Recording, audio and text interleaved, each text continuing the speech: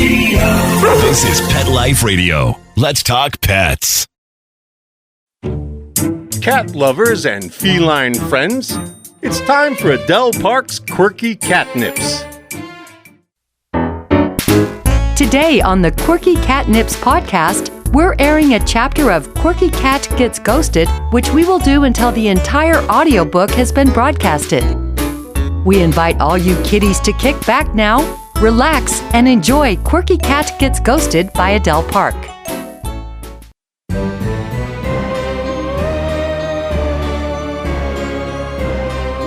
Audio Recording St. George presents Quirky Cat Gets Ghosted. Written, produced, and edited by Adele Park. Narrated by a full cast.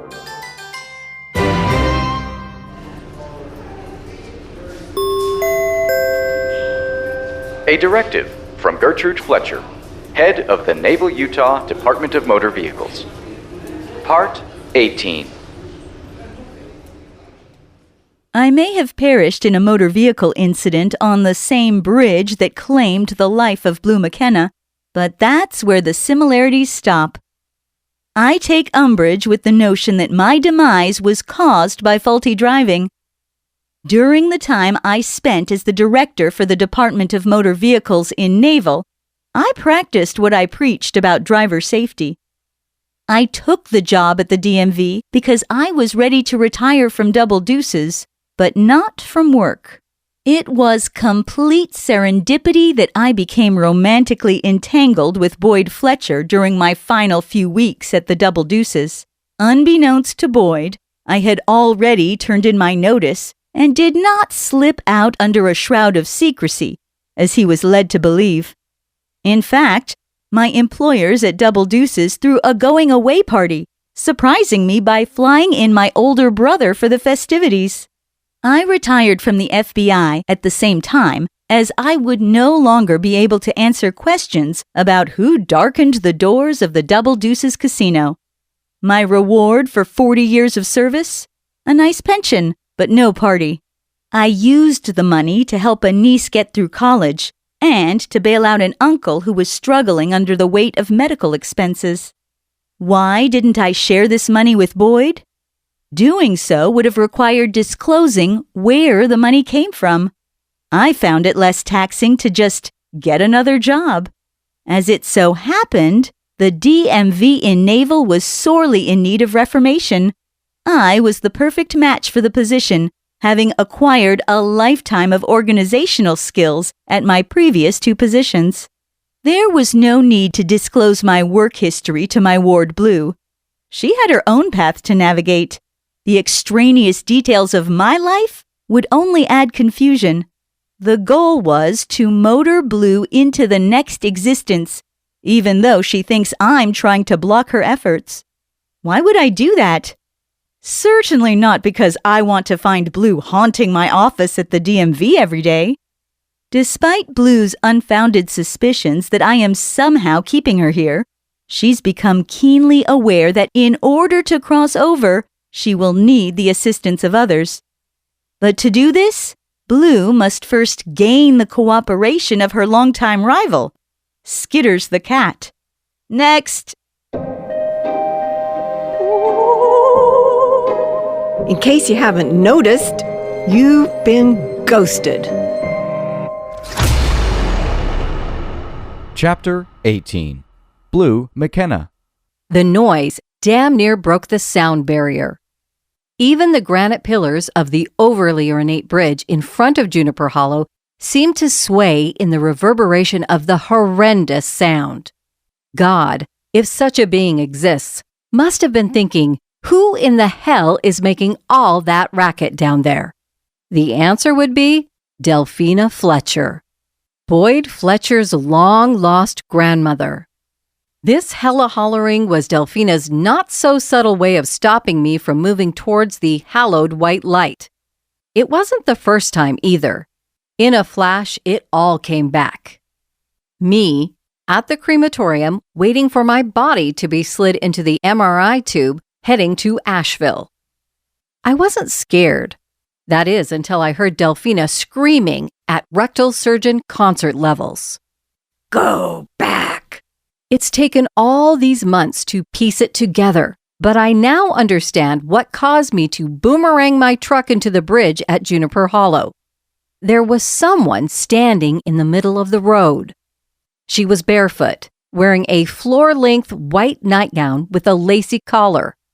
Half her face looked like congealed lasagna, dripping red goo, frozen in time.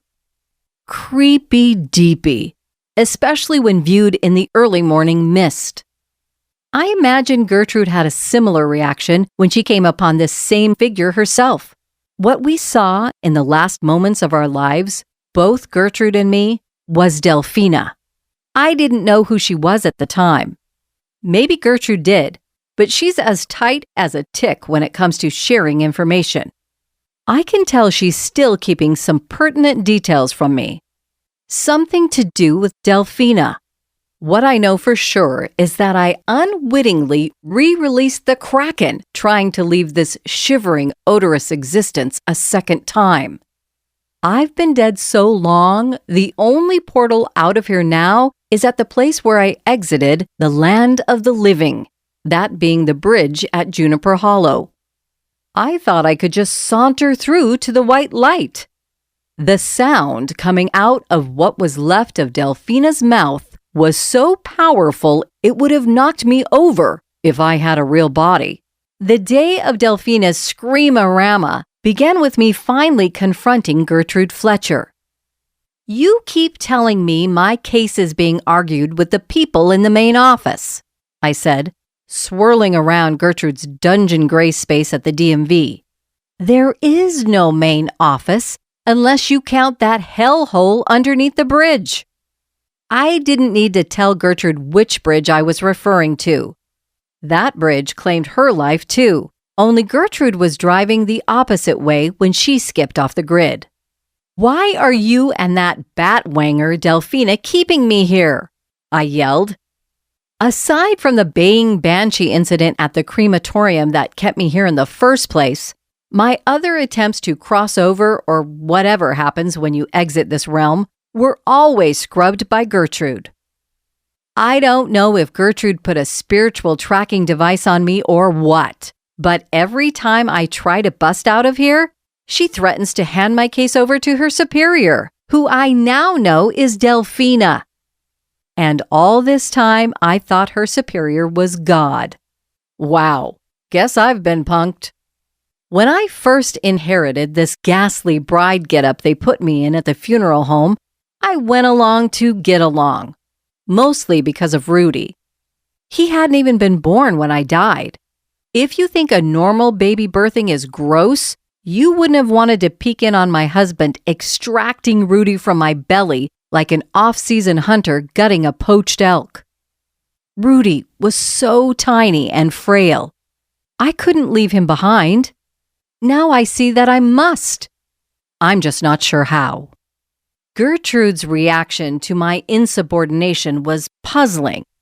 She wasn't bureaucratically defiant, nor offended by my hostility.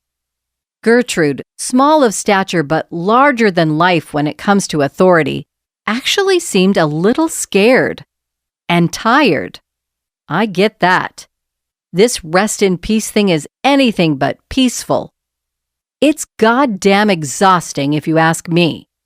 Rather than respond to my haughty tone, Gertrude suggested she accompany me back to the scene of the crime, so to speak.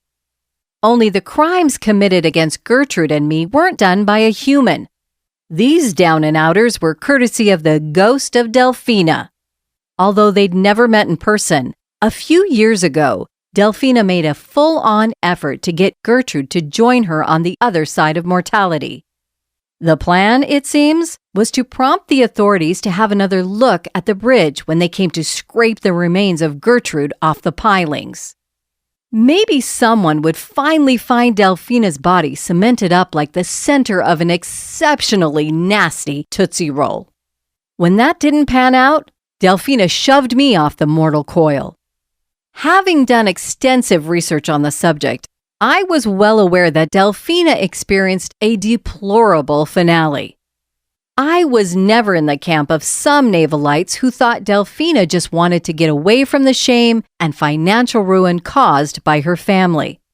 Boyd's father and Delphina were snatched in the middle of the night over a business arrangement gone south. They were taken by the mob to Juniper Hollow for interrogation. Only one returned. What did they want? Well, money, for one thing, and not just what they thought the Fletchers owed them.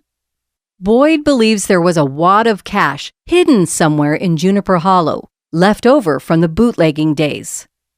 By this point in time, the Fletchers had already surrendered Juniper Hollow and were living in Naval. I was intrigued enough to begin writing about it. Boyd, eager to get to the bottom of what really happened to his grandmother, supplied me with oodles of documents, photos, and blueprints. Why the latter, you ask?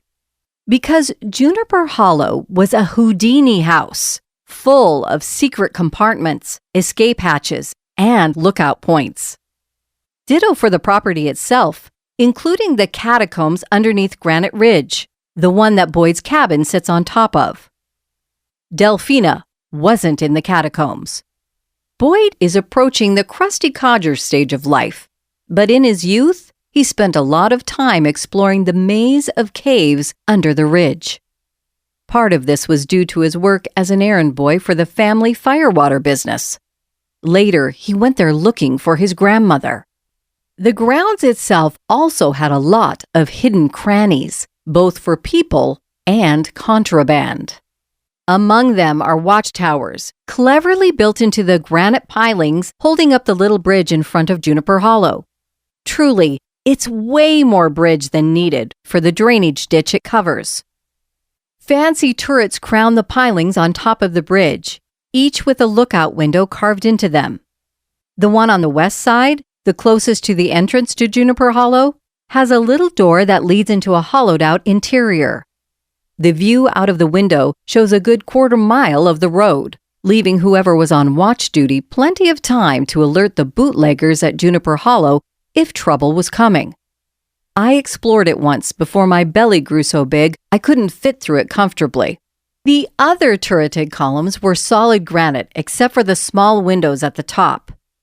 Boyd said in the old days they used to put lanterns in those windows so the gangsters from Las Vegas could find the place when they were sneaking into the area at night. I didn't know about the hiding space in the column underneath the bridge, opposite the piling with the door. No one did. That's because the space needed to squeeze into the middle of that piling had been cemented over. Care was taken to make it look like the other ones, leaving most to believe the only lookout spot was the one on top. Hang tight, kiddies. We'll be back in a scratch. What happens when cosmetics and polygamy collide? Find out in Quirky Killers by Adele Park. Take a trip to quirky polygamist country, where one of the local brides is just itching to get her husbands to heaven in a hurry. Quirky Killers. Get it today on audible.com. You'll die laughing. Take a bite out of your competition. Advertise your business with an ad in Pet Life Radio podcasts and radio shows.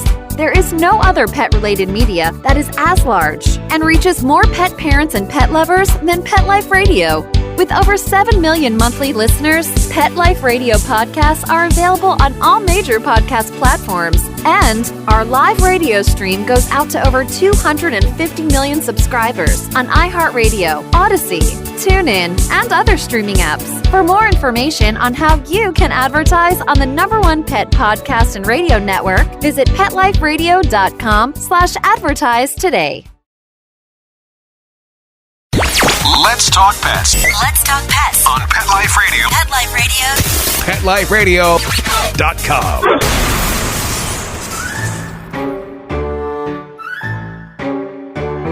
Gertrude is being a little more forthcoming now that she knows I'm planning a spiritual jailbreak for real this time.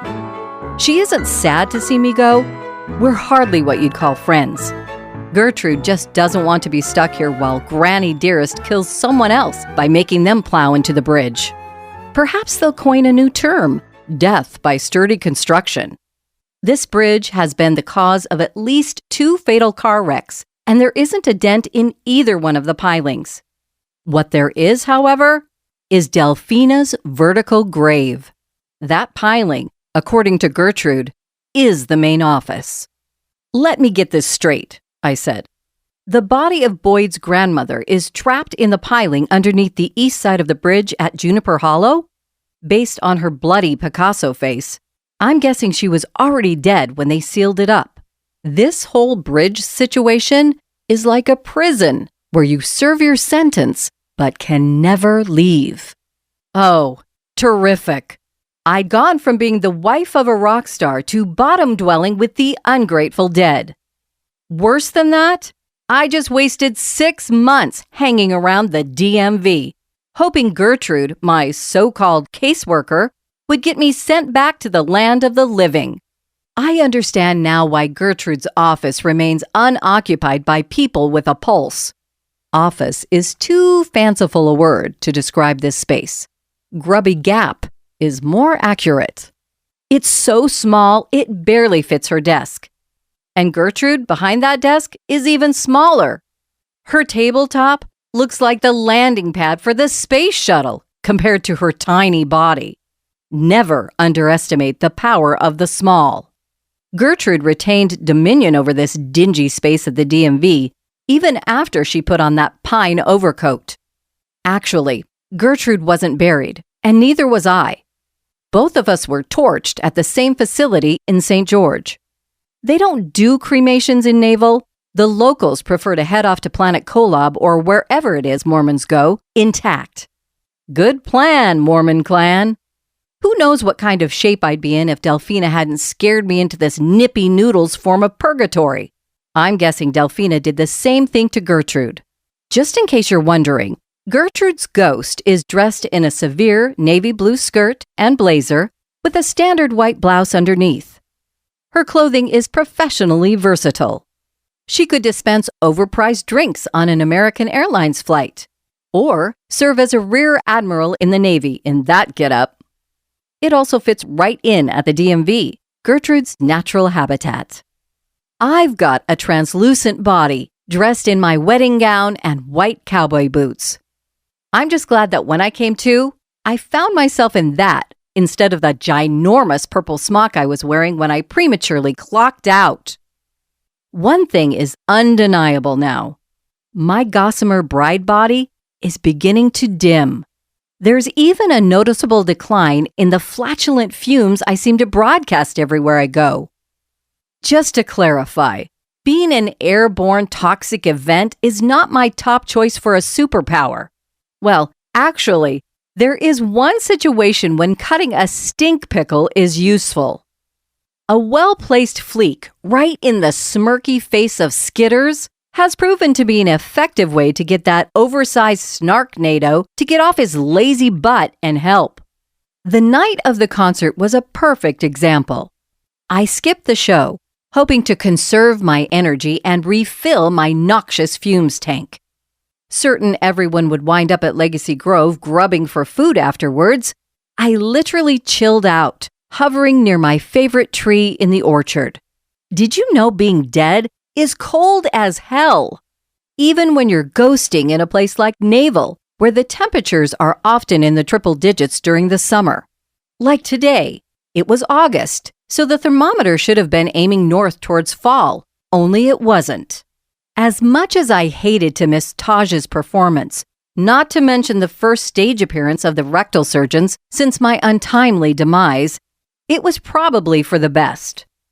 I spent the day building up one last wad of gaseous grossness, hoping to drive home the point that I'm trapped in a nightmare involving the Department of Motor Vehicles and needed help.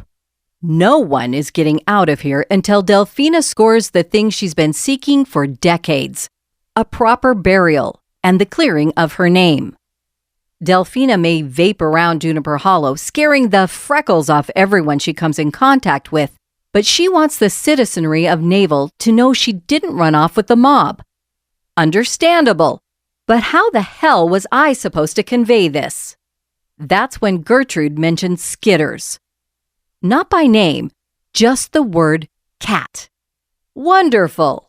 Now my spiritual salvation is in the paws of an uppity, grossly overweight feline. Perfect. Skitters is like one of those spurs that somehow manages to worm its way into your hiking boot, digging into your flesh with every step. Spur-chewed flesh would be pleasant compared to spending time with this lard ass in a striped fursuit. I used to like cats. Then I met Skitters. His new girlfriend, Miss Kitty, is okay, but Skitters is a level 1 bastard. Hard to imagine what Miss Kitty sees in him. Skitters and I didn't need words to describe our mutual dislike of each other when I was pulse positive. Now, words are all I've got, and Skitters is the only one who can hear them. I'll quit breathing on you if you help me, I said, chasing Skitters as he bolted out of the kitchen. The room was packed with family members salivating over waffles and what I guessed to be half a side of pork. Get them to the piling under the bridge, I said. I'd tried this once before, only then I didn't know about the second hiding spot, the one where Boyd's grandmother was seal-a-mealed inside. I just knew this was my bus stop to the afterlife. Skitters jammed his watermelon-sized body behind the couch, trying to ignore me. I am going to haunt every second of your pathetic life until you fix this, I threatened. That dander dispenser had the nerve to actually hiss at me. I responded by serving up a breathy fart banger aimed squarely at the smug expression on Skitters' face. Hiding behind the couch wasn't going to help this fickle fucker.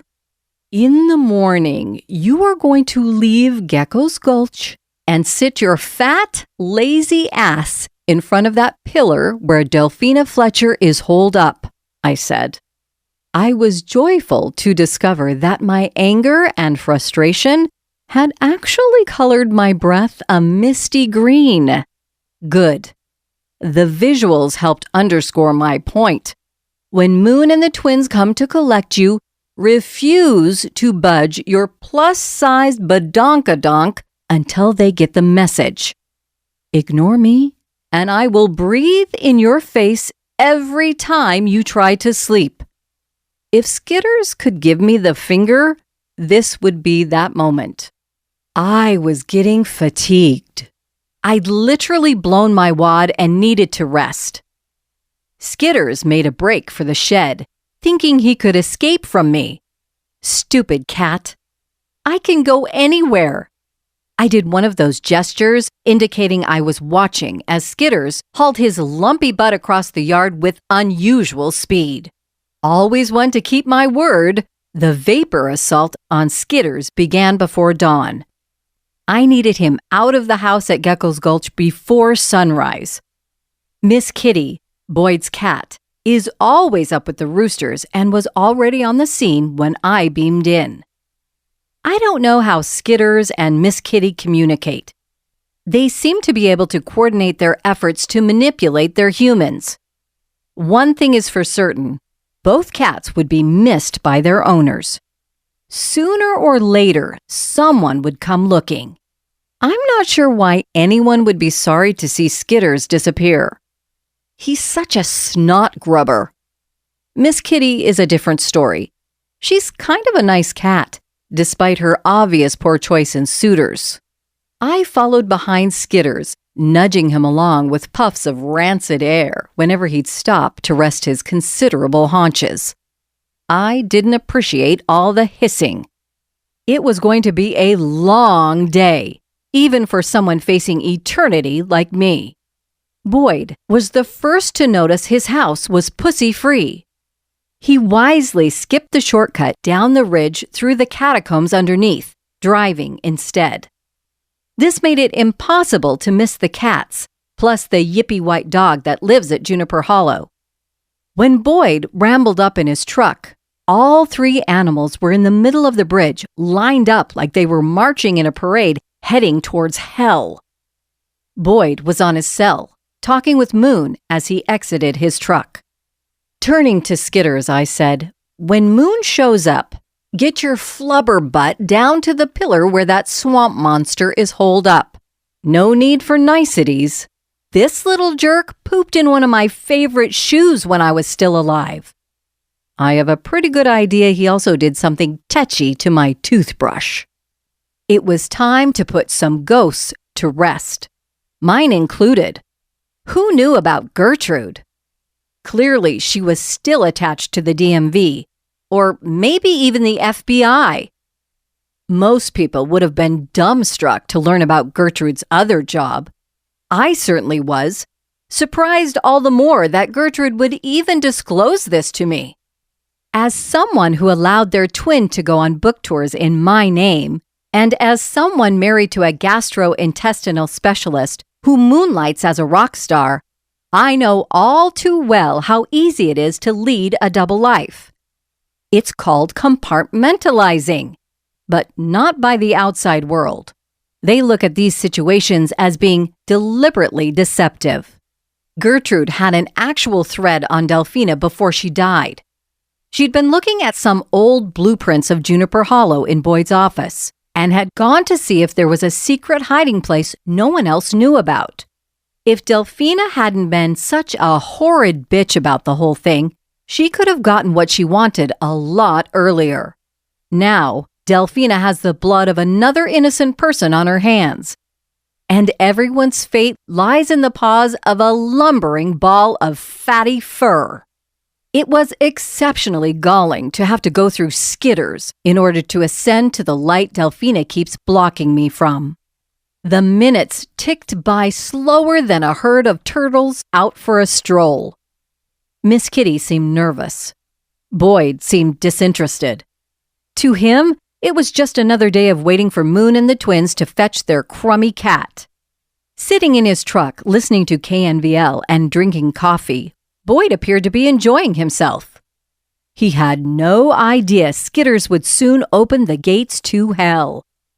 Moon, for her part, took her time in coming. I realize I have eternity, but I almost died of boredom waiting for her. Skitters must have been sick of passing the time as well, because he bolted for Delphina's granite tomb the second the twins tumbled out of Moon's SUV.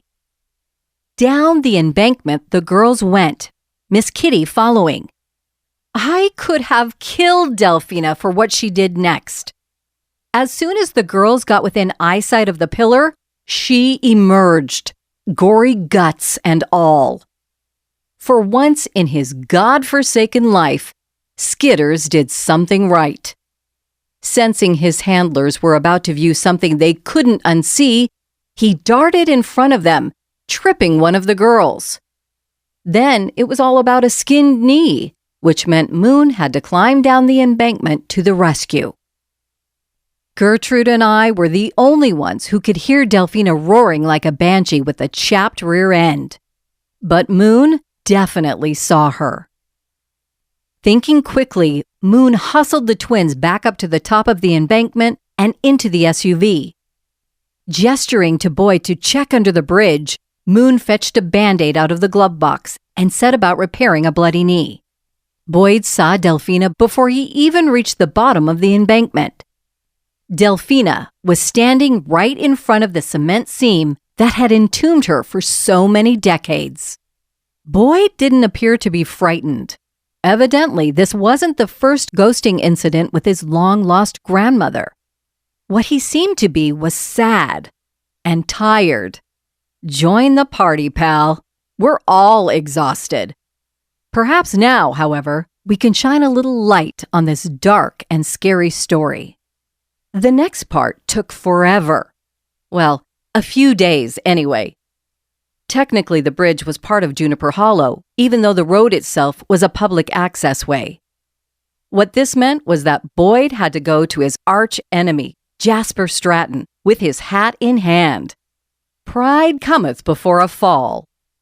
Boyd has been exceptionally rude to Jasper ever since he got here, convinced there is some kind of nefarious activities happening at Juniper Hollow. Even finding out all Jasper was hiding was his proclivity for men and the game Dungeons and Dragons wasn't enough to convince Boyd.